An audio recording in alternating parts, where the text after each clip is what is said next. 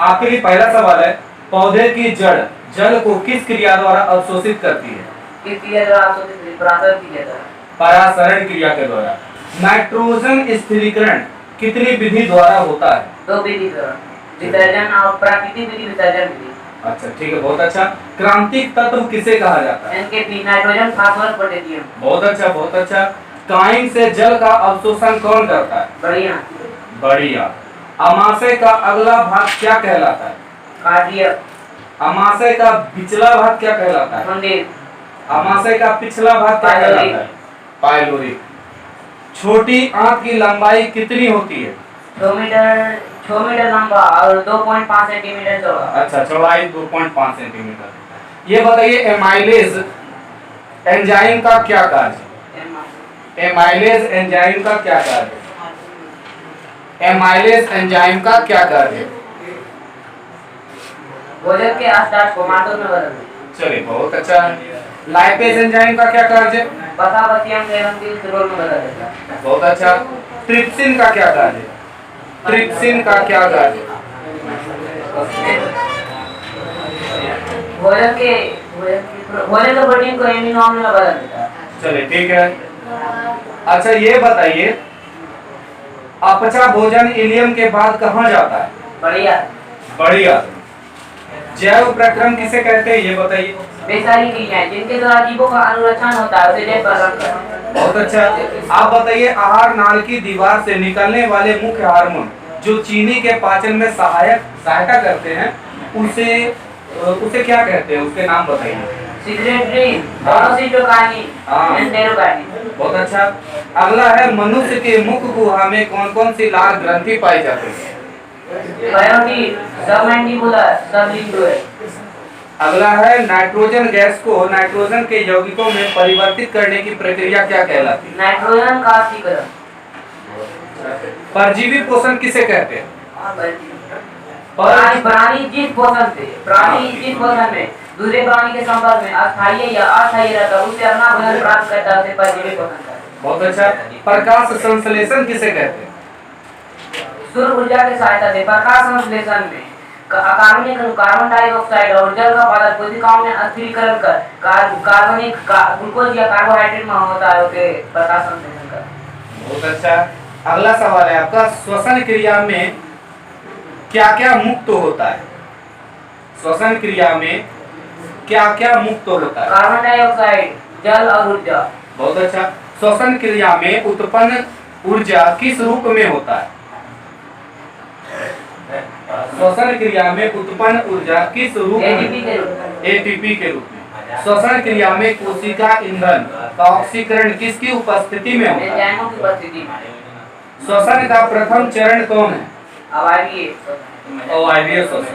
श्वसन का दूसरा चरण कौन है? वायवीय श्वसन। अवायवीय श्वसन कहाँ संपन्न होता है? कोशिका जल में।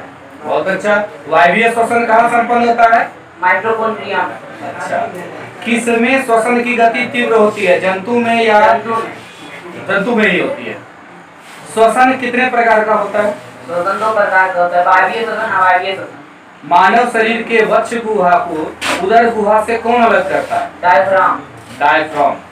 नासिका के अंदर सूंघने की क्षमता कौन प्रदान करता है? घ्राण क्षेत्र। घ्राण क्षेत्र। मानव में वायु प्रवेश होने का मार्ग क्या कहलाता है? नासा द्वार। कोशिकीय ईंधन किसे कहा जाता है? ग्लूकोज को कोशिकीय ईंधन कहा जाता है। ऑक्सीजन की उपस्थिति में होने वाले श्वसन की क्रिया को क्या कहते हैं? ऑक्सीजन की उपस्थिति में होने वाले श्वसन की क्रिया को क्या कहते हैं? वायवीय श्वसन। वायवीय श्वसन। ऑक्सीजन की अनुपस्थिति में होने वाले श्वसन की क्रिया को क्या कहते हैं? अवायवीय श्वसन। अच्छा बताइए, अगला, कोशिका द्रव में ग्लूकोज अणु के ऑक्सीकरण के बाद पाइरुवेट बनना क्या कहलाता है? ग्लाइकोलिसिस। ग्लाइकोलिसिस। श्वसन क्रिया में किसका विखंडन होकर ऊर्जा का उत्पादन होता है? ग्लूकोज का या फिर कोशिका? हाँ। एटीपी में फॉस्फेटों की संख्या कितनी होती है? 3। बहुत अच्छा। एटीपी का पूरा नाम बताइए। Adenosine triphosphate. श्वसन कैसी क्रिया है? श्वसन एक तीव्र रासायनिक अभिक्रिया है। बहुत अच्छा। मानव शरीर में किस क्रिया द्वारा शर्करा और वसा का ऑक्सीकरण होता है? श्वसन क्रिया। श्वसन क्रिया के द्वारा। बहुत अच्छा। अगला सवाल है आपके लिए, प्रकाश संश्लेषण का प्रथम चरण क्या कहलाता है? प्रकाशीय चरण। प्रकाशीय अभिक्रिया या प्रकाशीय चरण। चलिए ठीक है। प्रकाश संश्लेषण का दूसरा चरण क्या कहलाता है? अप्रकाशीय अभिक्रिया। अप्रकाशिक अभिक्रिया। परजीवी जिस जीव से अपना भोजन प्राप्त करता है उसे क्या कहते हैं? कोशिका। कोशिका। पौधों के किस भाग में रक्षी कोशिकाएं पाई जाती है? पत्तियां में। अमरबेल कैसा पौधा है? परजीवी। प्रकाश संश्लेषण प्रक्रिया का मुख्य उत्पाद क्या है? ग्लूकोज। वसा का पाचन कहाँ पूर्ण होता है? छोटी आंत। क्लोरोफिल वर्णक किसमें घुल जाते हैं? एल्कोहल। मनुष्य के आहार नाल में कौन अवशेषी अंग है? अपेंडिक्स। गोबर छत्ता में कौन सा पोषण होता है? मेदजीवी। आहार नाल के किस भाग में गर्भाणु कुचन होता है? राजनली। प्रकाशिक अभिक्रिया कहाँ होता है? Chlorophyll granum. बहुत अच्छा। अप्रकाशिक अभिक्रिया कहाँ होता है? Chlorophyll stroma. क्लोरोफिल के स्ट्रोमा में। चलिए अगला सवाल है, लार में उपस्थित टाइलिन एंजाइम का क्या कार्य है? भोजन के स्टार्च को माल्टोज में बदल देता है। मुख गुहा के बाद भोजन कहाँ जाता है? ग्राहनली से होते हुए अमाशय में। जठर रस का स्राव कहाँ से होता है? अमाशय के भीतरी दीवार की सतह से जठर ग्रंथियां। जठर रस में कौन कौन से पदार्थ होते हैं? हाइड्रोक्लोरिक अम्ल, पेप्सिन, रेनिन।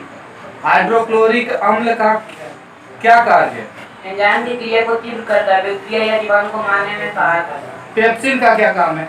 भोजन के प्रोटीन को पेप्टोन में बदल देता है। अमाशय में भोजन के गाढ़े लेई को क्या कहा जाता है? गाइड। छोटी आंत के कितने भाग होते हैं? 3 ग्रहणी, जेजुनम, इलियम। ग्रहणी में भोजन के पाचन में कौन कौन मदद करता है? ग्रहणी में भोजन के पाचन में कौन कौन सा एंजाइम मदद करता है? अग्न्याशय रस, आंतरस, इंसुलिन। अग्न्याशयी रस में कौन कौन से एंजाइम होते हैं? Amylase, lipase, trypsin. छोटी आंत में पचे हुए भोजन का अवशोषण किसके द्वारा होता है? छोटी आंत में पचे हुए भोजन का अवशोषण किसके द्वारा होता है? इलियम की विलाई द्वारा। इलियम के विलाई के द्वारा। पित्त का संचय कहाँ होता है? पित्ताशय। अमीबा में पोषण कितनी प्रक्रियाओं द्वारा होता है? 3 अंतःकरण, पाचन, बहिष्करण। अमाशय की जठर ग्रंथियां कितने प्रकार की कोशिकाओं से मिलकर बनी होती है? 3 म्यूकस कोशिका, द्वितीय कोशिका, मुख्य जैमोजिक। मुख्य म्यूकस का क्या कार्य है? म्यूकस जो होता है कोशिका, अमाशय के दीवार तथा जठर ग्रंथि के हाइड्रोक्लोरिक अम्ल से सुरक्षित है। म्यूकस कोशिका से जो म्यूकस निकलता है उसका काम है जठर ग्रंथियों को हाइड्रोक्लोरिक अम्ल से सुरक्षित रखना। चलिए HCl का क्या काम है? निष्क्रिय पेप्सिनोजेन को सक्रिय पेप्सिनोजेन में बदल देता है। बहुत अच्छा। पेप्सिनोजेन नामक सक्रिय एंजाइम का क्या कार्य है? जटिल प्रोटीन को सरल पेप्टोन में बदल देता है। बहुत अच्छा। वसा का विखंडन तथा पाइसीकरण करना किसका काम है? वसा का विखंडन तथा पाइसीकरण कौन करता है? पित्त करता है। क्लोरोफिल का क्या कार्य है? सौर ऊर्जा को ट्रैप कर रासायनिक ऊर्जा में बदल देता है। चलिए, पत्तियों में हरित लवक कहाँ पाया जाता है? पत्तियों में हरित लवक पेरी से ये पैर कायम में पाया जाता है। प्रकाश संश्लेषी अंगक किसे कहते हैं? हरित लवक। प्रकाश संश्लेषी अंगक किसे कहते हैं? हरित लवक। हम बात कर रहे हैं प्रकाश संश्लेषी अंगक हरित लवक को कहते हैं। प्रकाश संश्लेषी अंग किसे कहते हैं? पत्तियां। पत्तियों को कहते हैं। स्वपोषण का मुख्य उपोत्पाद क्या है? स्वपोषण का मुख्य उपोत्पाद क्या है? ऑक्सीजन। उपोत्पाद ऑक्सीजन गैस। स्वपोषण पौधे में करने की क्षमता होती है। स्वपोषण पौधों में प्रकाश संश्लेषण करने की क्षमता होती है। किसका पाचन जटिल होता है? सेलुलोज का। छोटी आंत के आंतरिक सतह पर अनेक अंगुलीनुमा प्रवर्ध क्या कहलाते हैं? दीर्घरोम का क्या काम है? भोजन का अवशोषण करना। प्रकाश संश्लेषक वर्णक किसे कहा जाता है? क्लोरोफिल। ब्रूनक्स ग्रंथि कहाँ पाई जाती है? ड्यूडेनम और इलियम में। ब्रूनक्स ग्रंथि द्वारा स्रावित स्राव को क्या कहते हैं? आंतरस या सेक्स इंटेरियस। सक्कस इंटेरिकस। जठर ग्रंथियों से स्रावित होने वाले रस कौन कौन से? हाइड्रोक्लोरिक अम्ल, हाँ। Mucus, pepsinogen. क्लोरोफिल वर्णक का रंग कैसा होता है?